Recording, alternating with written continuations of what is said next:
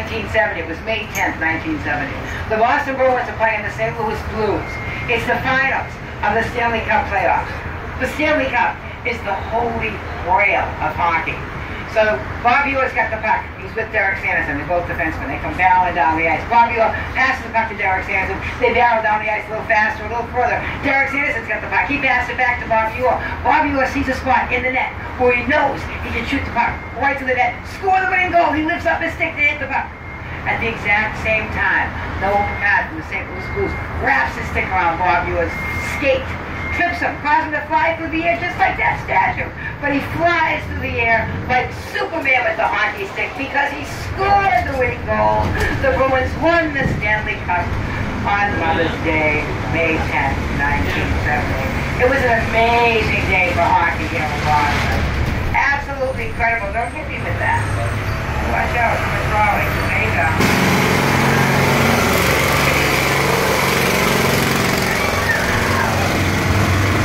Boston went absolutely insane for good reason. I mean, insane in a good way. The Bruins had not won the Stanley Cup since 1941. This was 1970.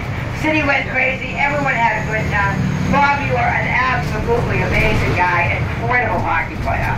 Of course, like most hockey players, he's not from Boston or New England or even the United States. He's from Canada, where all the hockey players come from. And I found out from my Canadian friends, any of my Canadian friends on board? There we go. What? 2 weeks old, they get their first pair of ice skates, yeah? That's what I hear from all my Canadian friends. I did a Facebook survey. Which country should you be from? I said, Canada. Pretty much, it's pretty funny. I must be, I'm kind of friendly, maybe that's it. But Bobby, a very wonderful guy. He's from north of Toronto, a place called Parry Sound. His mother was in the city because it was Mother's Day and stuff like that. People said, went up to her, this one reporter said, Mrs. Orr, you must be so proud of your son. And she said, which one? I have 3. Oh, what a diplomatic woman. And it shows Bobby Orr gets some of his goodness from her. He's still really great. He does a lot of work for charity. And he's always around at the playoff times for any sport here in Boston. Alrighty, so now we're in Government Center, and you can see this building directly ahead of us. This, well, it was built in the 1960s, so when it was designed, the architect wanted it to look like it was made of corduroy. In order to get that corduroy effect, they had to individually jackhammer every single groove you see in the building. Yeah, that cost so much money, they ran out of money. They've never completed the building. You can see the stairways go absolutely nowhere. Those fences get changed every 8 to 10 years. Yeah. Yeah, it's terrible. Well, you know, it would be a bad thing in any building to have stairways that go nowhere and hallways that go nowhere. But it's especially bad in that building because it's also, and I kid you not, the Massachusetts Department of Mental Health. So sad they have fear of abandonment meetings there. Yeah, the people get lost. They're all by themselves. Nobody even cares either. It's really mean. You may have seen it in the movie. They used it as the police department in the movie The Departed. Not The Departed, because it was filmed in Boston. The Departed. Yeah, it was The Departed. It was loosely based on the life of this guy, Whitey Bulger. He was a rotten guy from Southie. He was on the run from the FBI for 17 years. His brother was Speaker of the House during this time at Beacon Hill. Big Speaker of the House guy. And people were saying, hey, Billy, you got to know where your brother is. You got to tell the FBI. He's like, oh, I don't know. I don't know who he is. He never talks to me. He probably did. But anyway, it doesn't make any difference.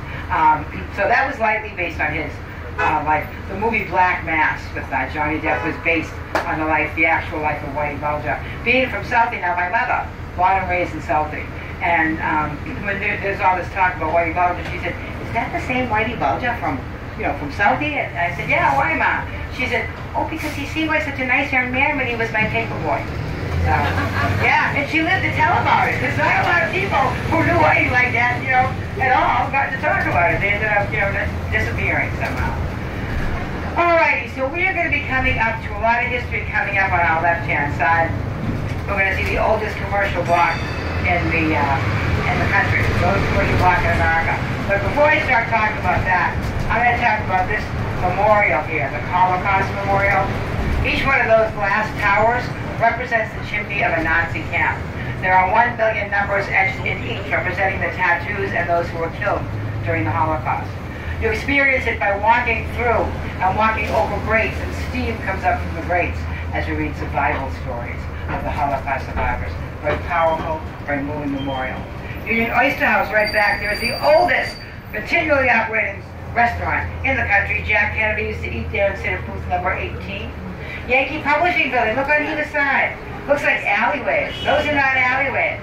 Those are cobblestone streets. Those are the exact same streets that Samuel Adams, John Hancock, and Paul Revere walked. And you can follow in their footsteps. Follow their footsteps right here to this incredible red brick building. This is Faneuil Hall. Considered to be the birthplace of freedom, the cradle of liberty. It is inside those very walls where Samuel Adams spoke with such passion, such conviction, and such inspiration that he inspired the colonists to the revolution. Now let's say this was the War of 1812, and I turned to you guys and I said, what sits on top of Faneuil Hall? And you didn't know? You'd all be tied and feathered and thrown into Boston Harbor. Wouldn't kill you, but I hear it's pretty uncomfortable. So let's take a look, because we do a lot of reenacting here in Boston. You want to know the answers to these questions. On top of Faneuil Hall, we have a golden dome. On top of the golden dome is the weather vane. On top of the weather vane is the answer to what sits on top of Faneuil Hall? A cricket. A cricket. It's a grasshopper. If you said cricket, you guys would be tied and feathered and thrown to Boston Harbor. I'd vouch for you though, so nothing to worry about. Yeah, you know what, cricket, grasshopper makes no difference to me, but apparently, even back in the days, if you wanted to get into a secret meeting with Samuel Adams regarding the revolutionary plans, then you had to say, grasshopper, cricket, tar and feather them, throw them in Boston Harbor. But it wouldn't kill you, you'd be okay. Very uncomfortable. Who better to have a statue in front of the birthplace of freedom than the father of the American Revolution? Samuel Adams boldly stands in front of Faneuil Hall. All right. But you know what I'm going to do, you guys?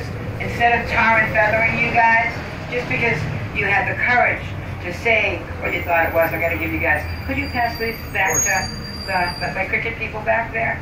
There you go. In honor of Johnny Carson, Nebraska, and crickets around the world. There you go. Nice little decision maker coins there. Okay, so now we have another red brick building. It's on our front right side. This is actually our old State House. This was originally the seat of British government here in Boston, when Boston was British America. And actually, when we started at stop number 1, we were on landfill, and we were just at Long Wharf. Long Wharf originally started right in front of this building, so everything you see on our left-hand side was all wharves that would jut into Boston Harbor, and this is all landfill.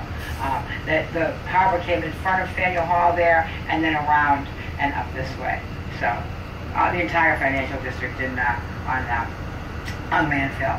But so we have this. We have we can see the back side of the unicorn up there. The silver unicorn is a sign of Scottish prosperity. On the other side, we have a golden lion, sign of British prosperity. This was the site of British government until from that very balcony on July 18th, 1776, when the Declaration of Independence was read to Bostonians for the very first time, read on 4th of July in Philadelphia, 1776. Now, in front of the balcony on the sidewalk level is a circle of cobblestone. That marks that the Boston Massacre took place on March 5th, 1770. Now, if you notice, we have the shades drawn here. These shades are drawn because, whoa, oh shoot, oh, I just had an accident. All right. Whoops. First one, sorry, I'm gonna pull over here. Somebody, you're parked for my spot. Not that I want someone parked for my spot. Sorry about that, guys.